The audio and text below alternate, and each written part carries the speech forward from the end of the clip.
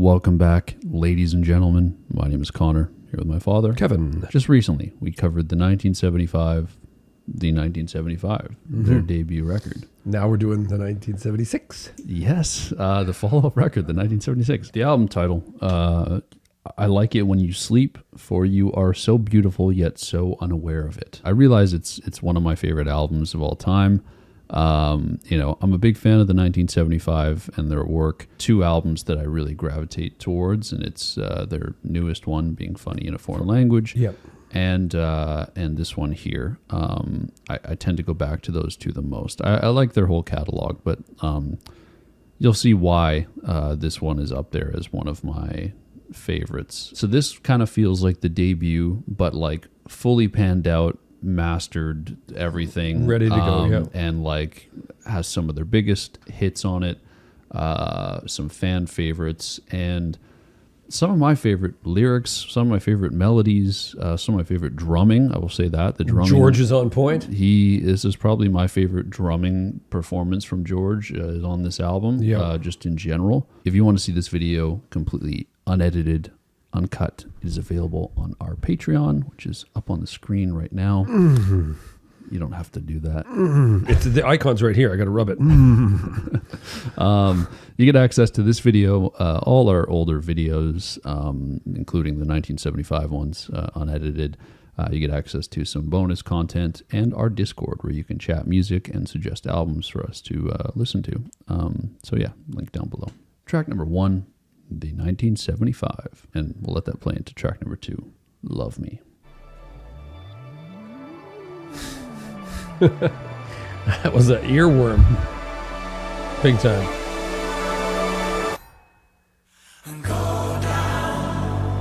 Oof. So it's the same lyrics, but it definitely feels like, oh, our production level is a lot bigger. Massive. We have some more money this time. I'm trying to figure out, we're in this beautiful space here, and how Where are we we going? Yeah. how we get out of here.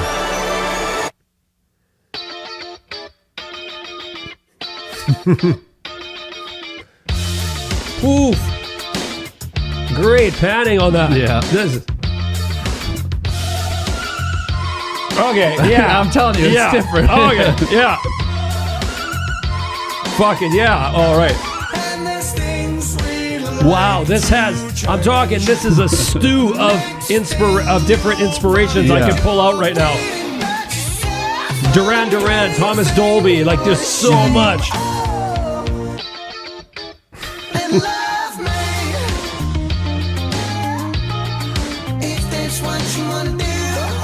Very Prince sound on the guitar, right? And you know who else? I'm the last one. What? Who does it feel like, right? Peter Gabriel. Oh, yeah, yeah.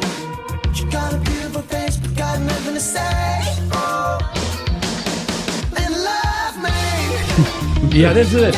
This is definitely different. Yes.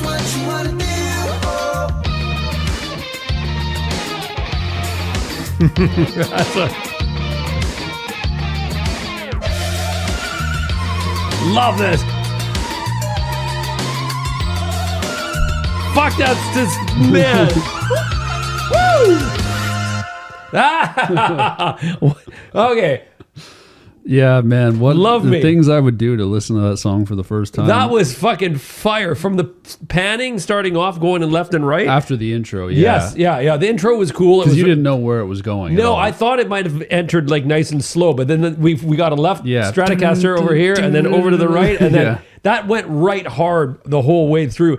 I loved what he did vocally. It really, really sounded like the vocal stacks layering on Sledgehammer, right? Yeah. The way they did that. But so many influences for me in there. Like that was like, it was packed with, I told you, it was packed with like... Yeah, you were just you couldn't stop naming things it was because you could just heard so many but different... it was the 1975. That's Yes, But I could just hear these little things that they reminded you of different... picked up along the way, right? Yeah, no, for sure. This might be my favorite start of their records. Yes. Yeah. I mean, to be fair, when I got into them, this was easily my favorite, and I think it might be. The only thing that might change it is like the records later, they stopped doing the same poem as an intro. They changed it to different stuff. So it's hard to say, but if I'm talking about the first three where they do that, this will be my favorite intro. Track number 3, Ugh. There we go. Hey, boy, stop pacing around the room, using other people's faces as a mirror for you. And you're the only thing that's going on in my mind, taking over my life a second time. I don't have the capacity for fucking you, meant to be helping me. So a very happy song about relapsing on cocaine.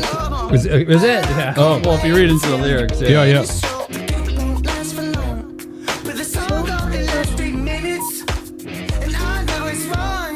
Yeah, if you read into the lyrics after me telling you that it's about him. Now I know, Yeah, especially the first verse. Yeah. I'll read you the lyrics again.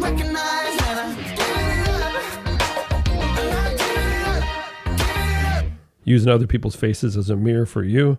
I know your lungs need filling since your gums have lost their feeling. Okay, but don't say you're giving it up again.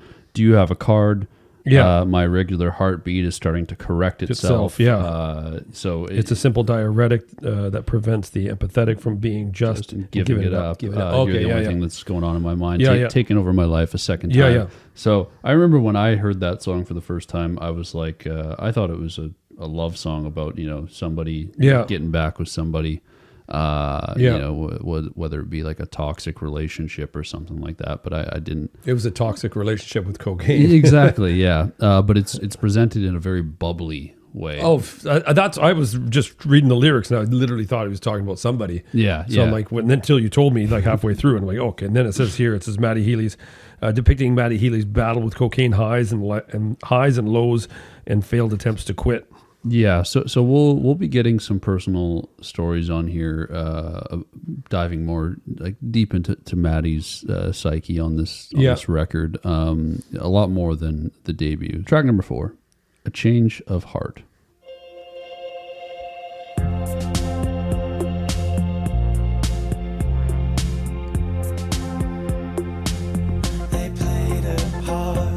I love this programming and softness. It's really.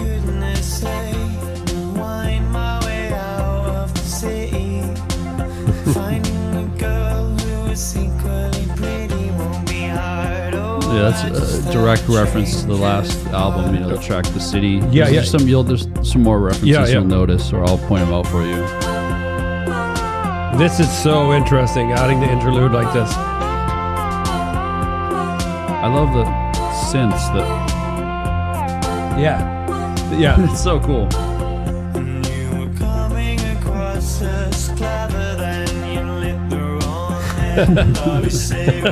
I've seen that with lots of drunk ladies I dated. Nope, I didn't. It's okay, Mom's not watching this one.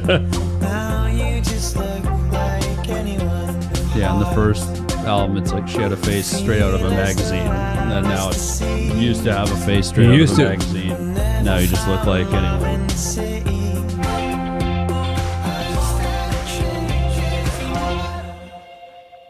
I really like that one. I like that Ugh for me was okay. You know what I mean? It was your standard 1975 song, maybe elevated production wise, but nothing. Like not the most groundbreaking song. But, but Change of Heart had all these synth elements that again it came back to a lot of to unique stuff. That why did you do that one there? Yeah.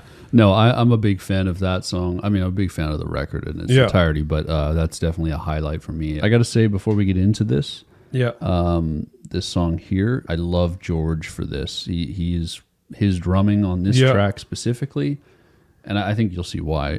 But one of my favorite George drum performances that he's done. Track number 5, She's American.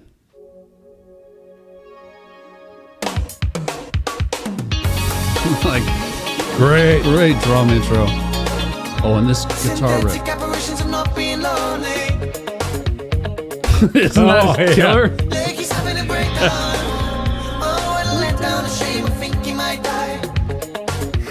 It's great. These lyrics are funny.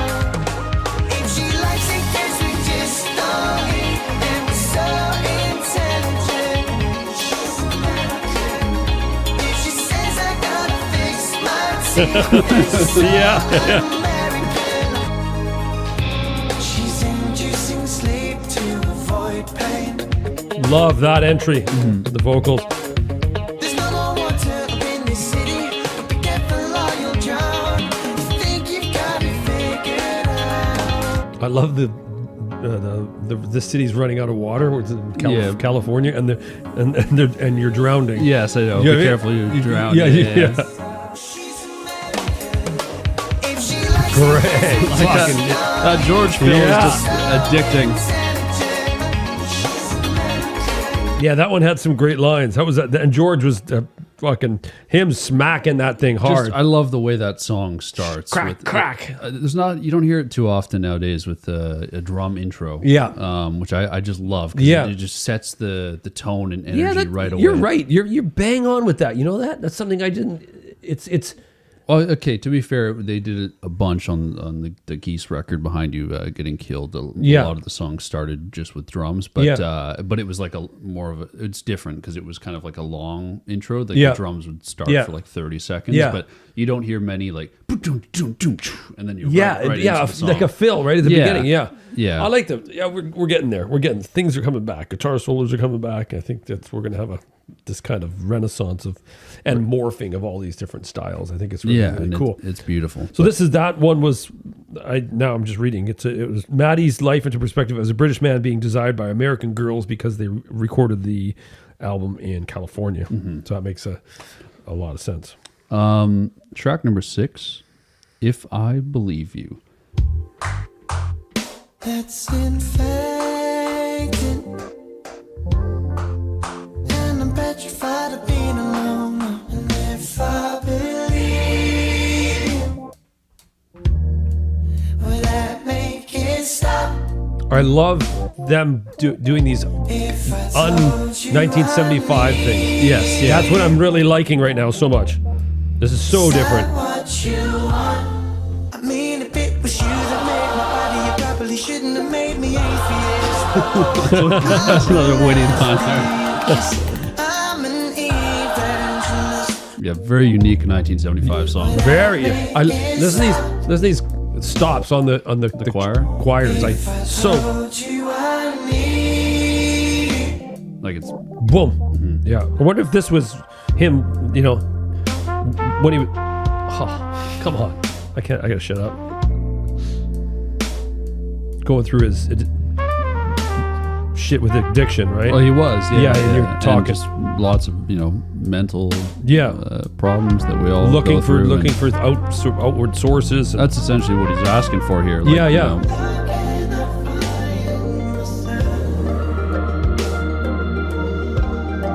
cool ambient pieces. That's what I'm listening to.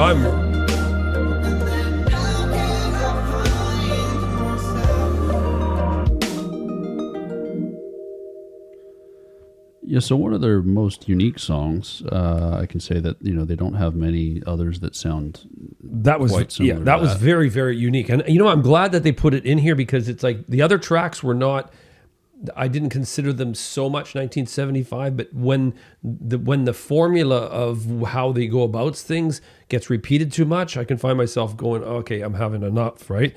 Yeah, like She's American, as much as it's like it's tongue in cheek, it's funny. It is very 1975 sounding. Yeah. So this was really nice and refreshing because to start it off, and then those hard breaks and the tempo.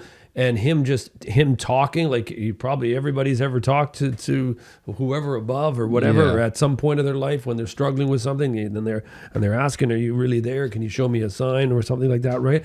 I love the line of like, if you made me, you probably shouldn't have made me atheist. Yes, it's just a funny line. I like the message on that song. I like what Maddie's kind of conveying because I've related to that.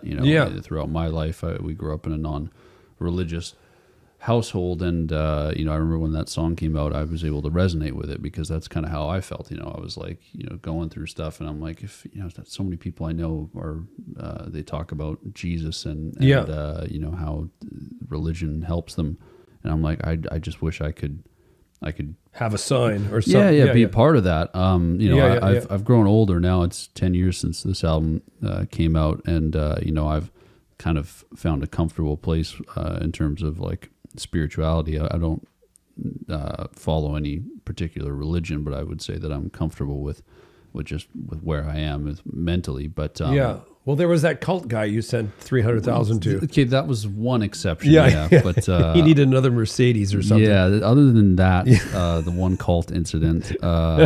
Track number 7, "Please Be Naked." Not you.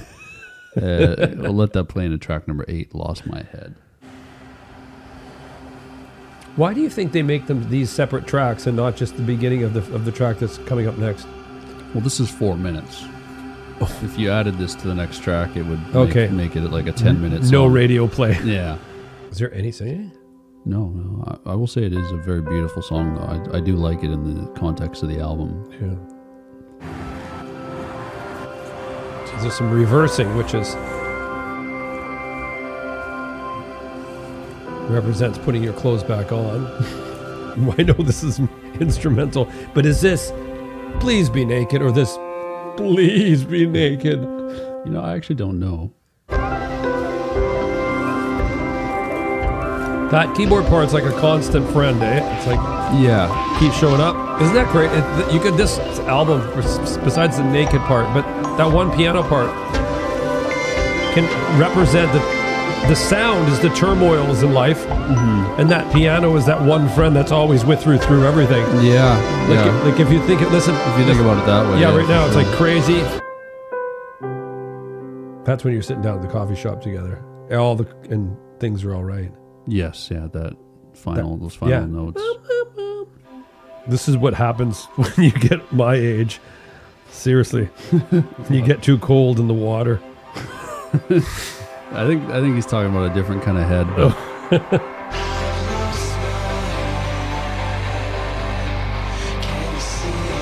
very shoegazy, eh? They were inspired by Loveless going into this record. Wow. My Bloody Valentine. Yeah.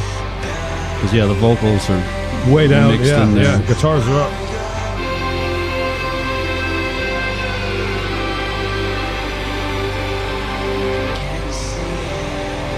See, these breaks are what make the album cool for me so far.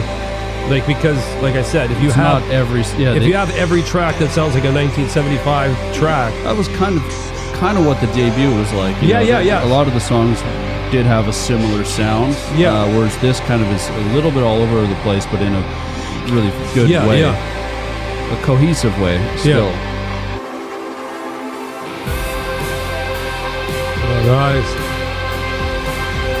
That was well needed. Yeah.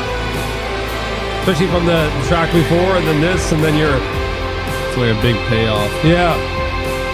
Yeah, I kind of almost look at those two songs as like one big song. I think so too, yeah. So those two songs together kind of feel almost like a bridge to kind of, bring you into the second half of things, because not that it shifts too much. We're kind of going into a more spacious place until like the last couple tracks. But, for the next like 4 or 5 tracks. I actually really, really enjoyed that. That mellowed me right out and gave me some time to clean my palate and get ready for the next thing, right? Well, then I'm excited for you to hear track number 9 because it's a short one, but it is very fun. Track number 9, "The Ballad of Me and My Brain."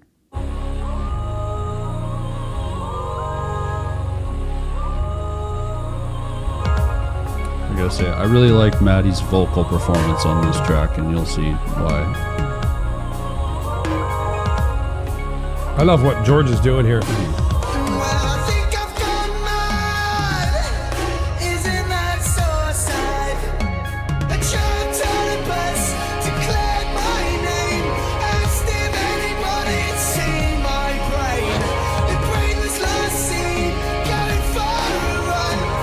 I like this.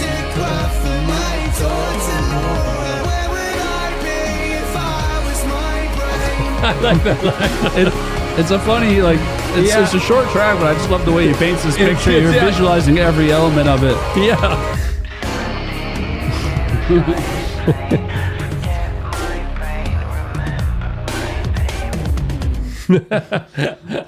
It's a nice, witty, fun song. Yeah. But yeah, no, I absolutely love that one. Yeah, it's great. It's who did we just do recently? We've been doing so many albums lately where the title was completely opposite. Was it Vince Staples? I literally thought it would be. Yeah, what were you expecting? I was thinking it was like, going like deep into like mental health and saying, like where his drugs addictions are. But no, when he went with like a nice, funny, it was funny, witty, yeah. thing, it's in the Sainsbury's flirting with girls. Or yeah, whatever. it's all over he the runs place. into somebody and they're like, I don't know where your brain is, but can you get an autograph for my daughter? Yes. She likes you. I think you're shit though. Yeah. I love that. Oops, I did it again. Started playing. Yeah. Track number 10.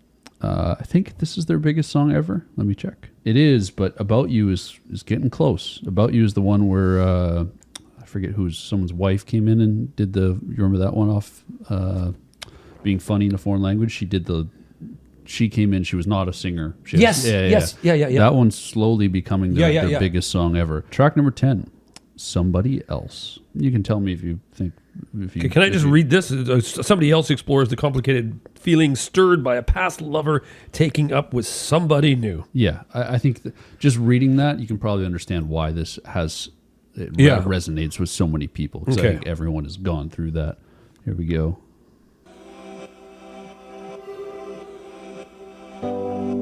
Crazy. I thought we've hit this long time ago on the other albums. No. So I heard you found somebody else. I took all my things that make sound. The rest I can do without. I like that. I don't want your body, but I hate to think about you with somebody else. Can you see why this is their biggest? You know what's crazy? There's a pacing to it and an openness that is like the Weekend hits. Yes, and exactly. and I'm going back to Max Martin has written most of.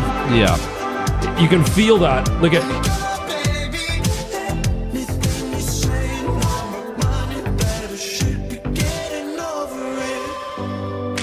I love that haunting chord that kind of comes through. I can see how this resonates with a lot of people. Yeah, a lot of people, right? Great drumming on this one too from George. I love the vocal treatment on this. Yeah.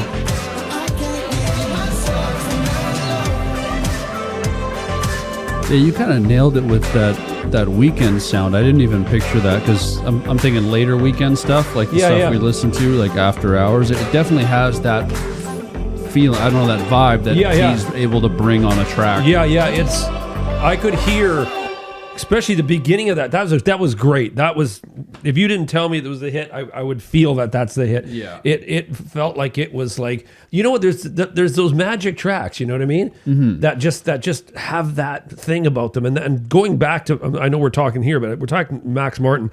I've watched all these artists talk about working with Max, and it's like, where do these melodies come from? How do they sit with it? They sit down with Max, they say, I have this idea, and they grab some things. And even Taylor's like, these melodies just come out of his. I throw out an idea for a melody, and it just comes out, and his is just like, what the fuck? It's one of those fucking earworms that just you can't get it out of you. As soon as you hear it, as soon as you hear it, you know, right? Yeah. And this one had that. That had that. As soon as those chords come in, it's like you're hooked. You're in. Yeah, and the simplicity of that. What I liked was I think the hook part of this was the simplicity of it and the way he was delivering his lyrics, and somebody else. Yeah. Because that like he didn't have a ton of guitars going on. No, it was very different than other 1975 songs. At least from the previous record. Yeah, for sure. And I just love the lyrics because it's such a. It's like it's this internal battle. It's like, I don't want you, but I hate to picture you with somebody else. It's like, I'm sure everybody has been in some kind of situation like that. Like you break up with somebody, and it's like, you don't want to go back with them, but the idea of them being with somebody else is just painful. And it's so weird. We're strange as humans because we want to listen to that. Yeah. I mean, I listened the hell out of this. You know, you listen to it, yeah. But you listen. You're in that hurtful position. You want to listen to these hurtful songs. I don't know why. I used to sit there. When radio was the only thing available, I used to request some of the saddest REO Speedwagon songs. I'd be like grade 7, sitting in my basement with an AM radio and LG 73, and go, "Hi, can you fucking play some Air Supply for me?" As you're crying. As I'm crying, you play me some Air Supply. I took all the things that make sounds. The rest I can do without. So is that musical things? Yeah. Guitar or anything. I like that. That's what I love that line, right? That was a fantastic song. Track number 11, Loving Someone.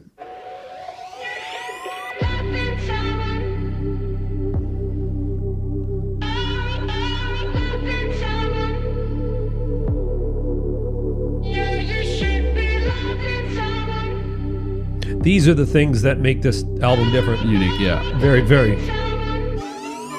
My heart is telling me to tell you isn't telling me anything I need, but it needs to keep selling me. Besides celebrities lacking in integrity, holding up the status quo instead of showing the kids that they matter. That's cold. That synth? Yeah. That one there's. Even going to poor needed spectacles, you see, I'm the Greek economy. He's got a bit of Ed Sheeran has the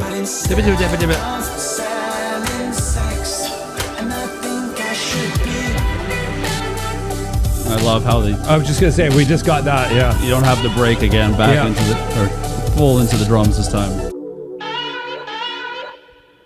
So I think you can kind of see why I wanted you to hear this quite shortly after the debut, because I do now. Yeah, it is quite a jarring difference, and what I didn't want you to go months after listening to the debut and then listen to this, because you might put it in context of like, oh, this is just one of their albums. Yeah. You know, but I think it's interesting to hear it right after listening to the debut because of how much they've experimented and changed. And that's like OK to Kid A, right? Yeah, essentially, like, you know, it's not to the exact extent, but like, you know, similar, kind of. No, so, I totally get it. You kind of see what I mean. For sure. When you told me, I was like, oh man, like we're going to hear this, like I said earlier, a carbon copy, but it's not a carbon copy at all. There's a lot of, like you said, vocoder use. There's a lot of stuff like this, like Loving Somebody is like, I don't even know what it means, right? But I absolutely love the production on it. Well, I think it probably has a little tidbit there. The previous line highlights one of the song's main points: standing in solidarity with the LGBTQ community and the compulsory heterosexuality and sexual representation that is often found in popular media. Okay, that gives me a good, Track 12, the title track of the record. I would love to know how much George contributed to this song in particular, because I know this is kind of his thing as of lately. He's gotten real big into electronic stuff and DJing. You could almost put this kind of in a category of similar stuff we've been listening to lately, as in like Porter and whatnot. Exactly.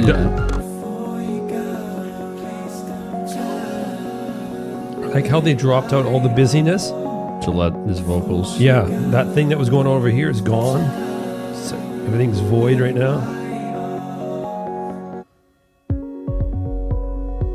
Whew, that's nice. I could do I seriously listen to a whole album of this with you, with headphones on.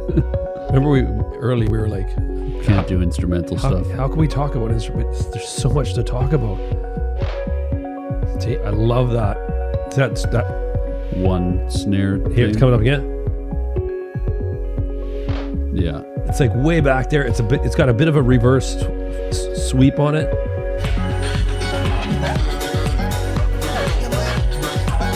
George got a hi-hat for Christmas. There he goes. There's 2 songs after this that kind of go hand in hand, and then the last 3 I'd say are quite connected. Just with their sound. But this is a nice transition to go from somebody else, Loving Somebody, into what we're about to go into, because I feel like this one has this next song has probably the most 1975 sounding song on here. Yeah. Like we're about to go into that one. You can tell me when we hear it. Yeah. But it's very 1975. But that song itself is it's a really That- nice okay, instrumental. It's probably my favorite instrumental based track on this record. Fantastic, man. There was so much beauty in that. Like all I could think of with my eyes closed is that our human bodies have electricity. We have heartbeats, right? We have electricity running through our and listening to that and listening to all the little mechanics going on through there made me think of all the neurons that are like, I'm not stoned here. Brain, activating in the brain. Your heart's going. There's connections going to your feet and every feeling, feeling, and every kind of thing we do. It was all happening in the music. And when we come down to this meditative state, that's where it broke down. And then and he started singing. He went to the double stacked vocals, and then it was just like there's that calm place where you get to, if you can get to that place, and you're there, and then his vocals are in there, and then it's sort of built up again, and then you're either going on a run or you're moving, but your neurons, everything's firing. Activated. Yeah, it was. And then I had this really weird moment where I just got really happy because I was just like, there was so many little things happening. It was like all these things firing off. I can't explain it. That was a weird moment for me. The only thing that would complete it if there was two people massaging my feet with hot oil right now. Like during that. Yeah. That would have made it like with like my feet out, and then so the track was like a 9 out of 10. But if you had two people massaging your feet, or what about like those things you put your feet? No, has to be real people. Has to be male hands. Hands. Sorry, it doesn't need to be a male. It could be anybody's hands, any gender. On my feet, hot oil. But like one person per foot. Yes. Okay. Yes. If I'm going to get specific, then I would have been in like, wow, 10 out of 10. 10 out of 10. I would have been blown away. Track number 13, The Sound. You tell me if this sounds 1975. Okay.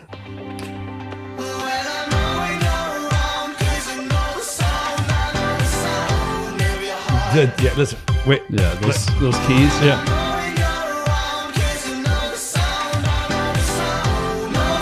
Another real catchy one. Yeah.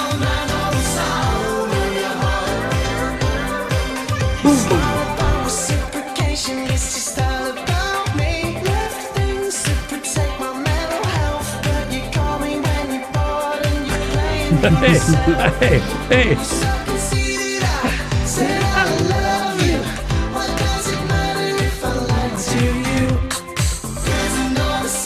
You know what's really cool? We don't have a snare. You're right, yeah. There's nothing. We just got toms. We just got it. It really feels like a huge long intro so far.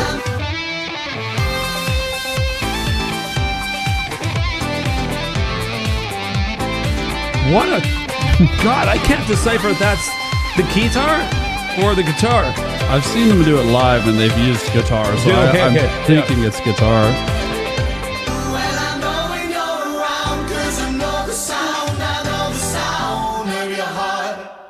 That was great. That was clearer than all the songs I've heard by 1975. It was so in terms clear. Of like the clarity of the the clarity of the production. That was really, really clear, and it was void of the snare drum, which I was smacking my leg. But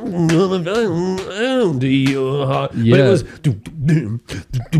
Yeah, well, they gave George the hi hat on Christmas for Christmas on that last. And they took away his snare. He hasn't got his snare yet. Yeah. No, that one's one of their bigger songs. Yeah, that is the sound. It's a fan favorite. Yeah, it's surprisingly not up there like with their top played songs. I mean, it's up there, but it's not like insane.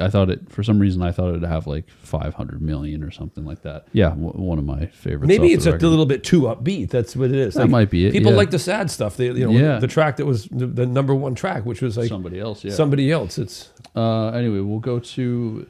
This is kind of like the last track of the upbeat stuff, and then we kind of go into a more lower tempo to close with the album. So, track 14, This Must Be My Dream.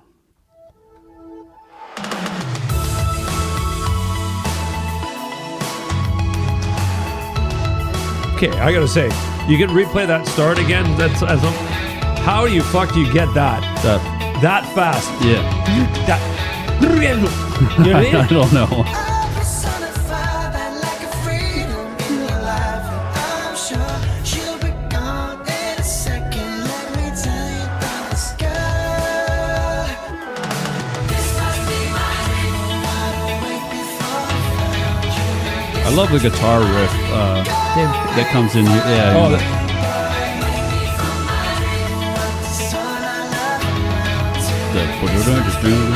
yeah. The 1975 guitar players are not. They're picker and like really lick. yes, like they. They're not like. I think that's needed though. You know why? Why? Because if they played chords and didn't have so many plicky riffs, it wouldn't. The guitar wouldn't cut through all the synths and That's keyboards. true. Yeah, it would just blend in with the synths. Yeah, you need that Michael Jackson sound in there. That plicka, plicka, plicka.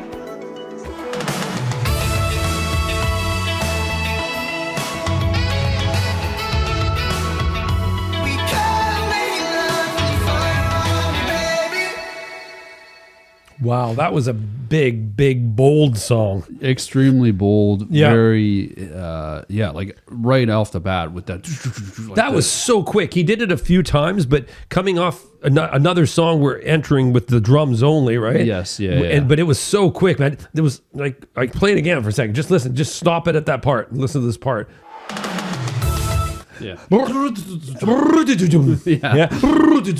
Yeah, maybe he didn't play drums. Maybe he just did that with his voice. Yeah. And they manipulated it Yeah. in their DAW. Right. Track 15, Paris. Is there an app that you can put up against something and try to figure out what they're using for their guitar sounds? I wish. She was letting me know how I'd love to go to Paris again. How I'd love to go to Paris again. I got a picking nose as the crowd cheered for an overdose. And I don't suppose you know where this train goes. Another like sad song with a Upbeat. with a and happier chords, right? Yes. Ooh, no. That was great. Yeah, I love the guitar work. I was on just that gonna say the one. highlight for me was that guitar work was really it was something else. That picking the guitar sound, it was. I Really, love really, his vocals, like Yeah. the soft vocals and the lyrics on there. I like when Maddie gets into storytelling and talking Yes. about Yeah. people and relationships and whatnot, and because he's always able to put like a witty twist on Yeah. certain things, and then kind of hit you with something really depressing, but then also something funny at the same time. I love that song. But if we go into track 16, Yeah. well, actually, I love it. I love all the closing tracks here. I'm combining them together just because I feel like they're all telling a story about Yeah. somebody. But you can read a little bit about Nana. sings about the death of his grandma over acoustic guitar and soft keys, reminiscing on the times together and imagining what he'd tell her if she walked into the room. There we go. So that's kind of Where we're going with this one. Track number 16, Nana. Nice to hear guitar, eh? Acoustic. Yeah. I wish you'd walk in again. Imagine if you just did. I'd fill you in on the things you missed. I don't like it now you're dead. It's not the same when I scratch my own head. I haven't got the nails for it. I love that. Trying to keep warm when you're the sun. Made in my room, this simple truth will always keep me close to you. That Quite the upright bass. Yeah. is adding so much. Yeah, quite the emotional track from, Yeah. from the band and For sure, from, yeah. from Maddie. No, what a sweet. I love the nails part, man. Yeah. I don't have the nails for it. It's a very sad song, but there's like this cute, that's the thing with Maddie's writing is he's able to make you want to cry, but then also laugh. It's at like the same time. Yeah, there's certain lines that are just like so cute and funny that you smile at them, but then he says something else where it's just like fuck, that hurts. But I like the end of the song where he's talking about he writes this melody to kind of represent her. Yeah. And then he hears the crowd singing it back. That's such a sweet thing. That's like, it's sort of like the CMAT Tesla. You like that song. I just fucking love that song, and I think it's one of the greatest written fucking tunes. It's got so much hurt and pain, and she can't sing it. She actually cannot. She has not done a performance. She's done one performance of it on acoustic, but she doesn't sing it. Right? It's too hurtful, and but it has the funny things. You're with the her friend was like so fucking attached to her dog, and it's like there's just sarcasm, but it's really sad. It's just, and I love that balance of it. I love the people from the UK and Ireland are quite good at that. It's I gotta say though, man, like I give full kudos to my dad for like falling in love with the British humor and and UK humor and Irish humor and Scottish humor. Is that because it's just there's just something about it. There's, that love's there, but there's that snarky bit. The dry, the wittiness and whatnot. Closer on this record. Funny enough, first time I saw them live, this is what they opened with. It was a really interesting way to open the concert. They opened with this song that's coming up, She Lays Down. Yeah. Just Maddie came out, played it on acoustic in its entirety, and then they went right into Love Me. Really? Yeah, it was a very sharp contrast, but I loved it because this feels like a song you would play towards the end of the concert. Yeah, it's at the end of the album. Yeah, but they open with it, and it's about his mom and about you can read a little bit about it there. She Lays Down speaks of the postnatal depression frontman Matthew Healy's mother experienced after his birth. Is it? Yeah, so she was quite open with that. I think she told Maddie when he was younger about it, and how she would lay down and try to love him. And she was just struggling with postnatal depression. Track 17, She Lays Down.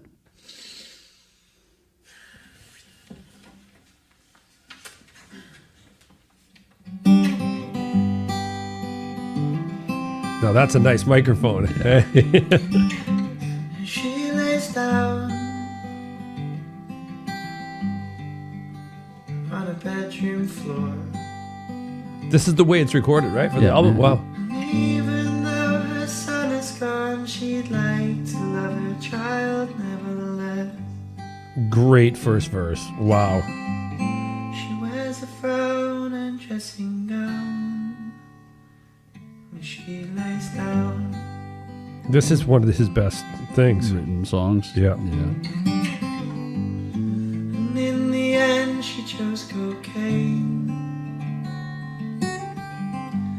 But it couldn't fix her brain. She's appalled, or she doesn't love me at all.